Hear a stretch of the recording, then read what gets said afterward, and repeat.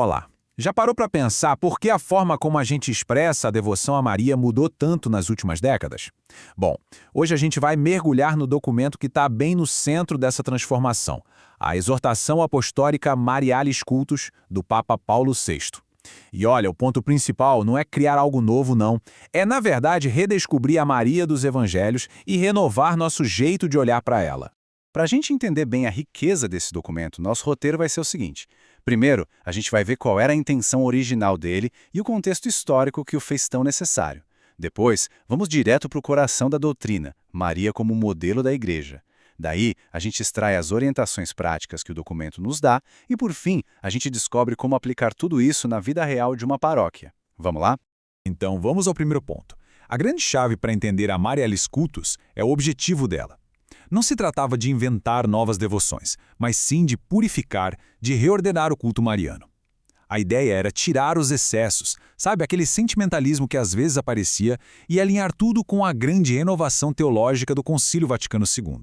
E essa citação do próprio documento diz tudo, né? O ponto crucial é este. A devoção a Maria nunca pode ser um fim em si mesma. Ela é sempre uma ponte, um caminho. Ela tem que nos levar sempre para o centro absoluto da nossa fé, o mistério de Cristo vivido dentro da comunidade que é a Igreja. Agora, para a gente entender o porquê desse documento, a gente precisa voltar um pouquinho no tempo.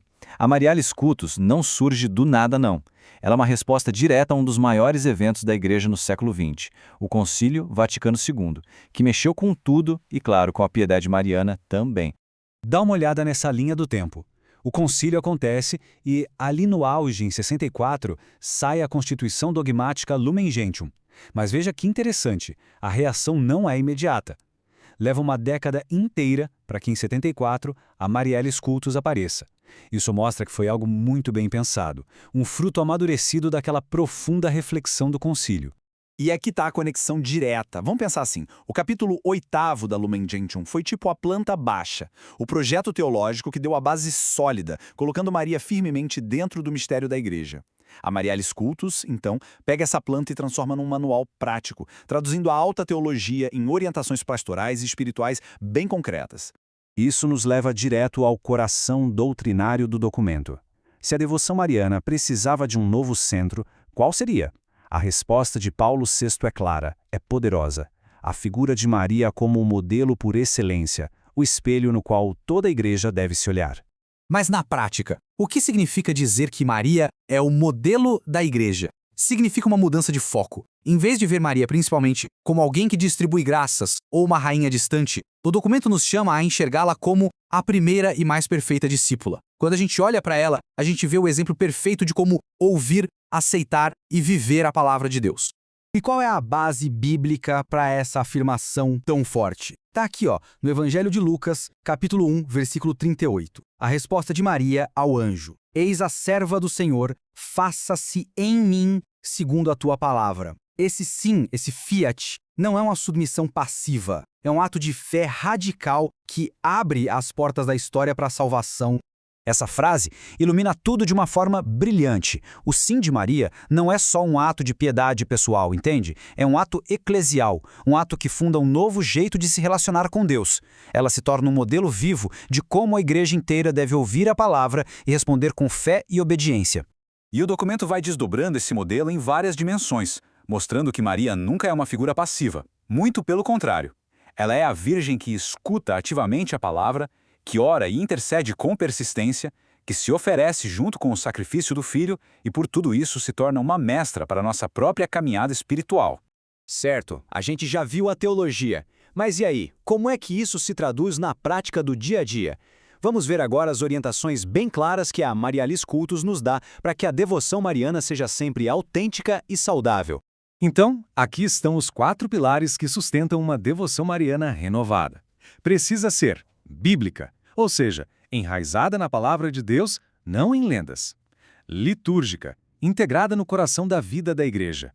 Ecumênica, sensível ao diálogo com os outros cristãos. E, finalmente, antropológica.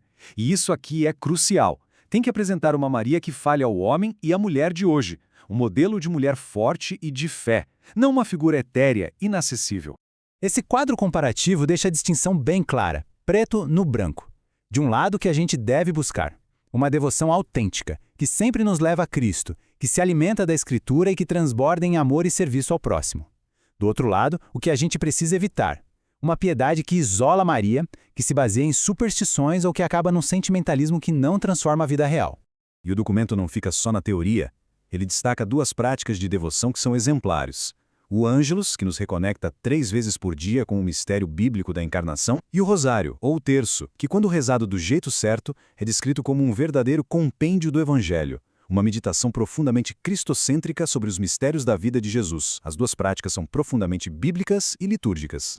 Ok, chegamos à parte final e talvez a mais desafiadora. Como é que a gente pega toda essa riqueza teológica, toda essa espiritualidade e faz isso se tornar vivo na realidade de uma paróquia, de uma comunidade? Essa é a pergunta que todo agente de pastoral, padre, catequista, todo estudante de teologia deve se fazer. Não adianta só conhecer o documento. O desafio é encarnar, é fazer acontecer.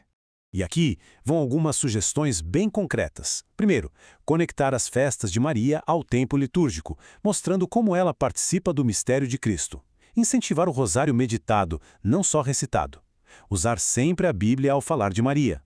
Apresentar ela para os jovens não como uma figura distante, mas como um modelo de coragem. E a regra de ouro: em tudo, absolutamente tudo, garantir que Maria nos leve a Jesus. E para fechar, essa citação reafirma a relevância de Maria para sempre. Ela não é uma figura do passado.